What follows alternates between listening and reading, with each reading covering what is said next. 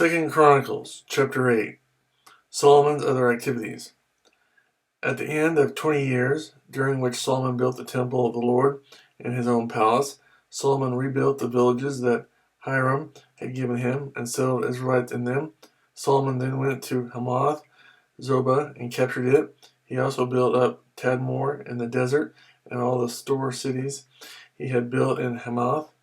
He rebuilt Upper Beth Horon and Lower Beth Horon as fortified cities, with walls and with gates and bars, as well as Baalath and all his store cities, and all the cities for his chariots and for his horses, whatever he desired to build in Jerusalem and Lebanon and throughout all the territory he ruled.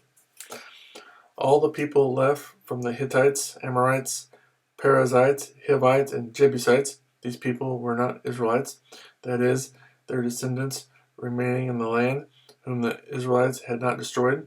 These Solomon conscripted for his slave labor force, as it is to this day. But Solomon did not make slaves of the Israelites for his work. They were his fighting men, commanders of his captains, and commanders of his chariots and charioteers. They were also King Solomon's chief officials, 250 officials supervising the men. Solomon brought Pharaoh's daughter up from the city of David to the palace he had built for her, for he said, "My wife must not live in the palace of David, king of Israel, because the places the ark of the Lord has entered are holy." On the altar of the Lord that he had built in front of the portico, Solomon sacrificed burnt offerings to the Lord, according to the daily requirement for offerings commanded by Moses for Sabbaths, new moons, and the 3 annual feasts, the Feast of Unleavened Bread, the Feast of Weeks, and the Feast of Tabernacles. In keeping with the ordinance of his father David, he anointed the divisions of the priests for their duties, and the Levites to lead the praise and to assist the priest according to each day's requirement. He also appointed the gatekeepers by divisions for the various gates, because this was what David, the man of God, had ordered.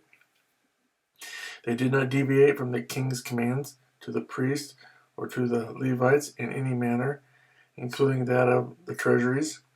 All Solomon's work was carried out from the day the foundation of the temple of the Lord was laid until its completion. So the temple of the Lord was finished. Then Solomon went to Ezion-Geber and Elath on the coast of Edom, and Hiram sent him ships commanded by his own officers, men who knew the sea. These, with Solomon's men, sailed to Ophir and brought back 450 talents of gold, which they delivered to King Solomon.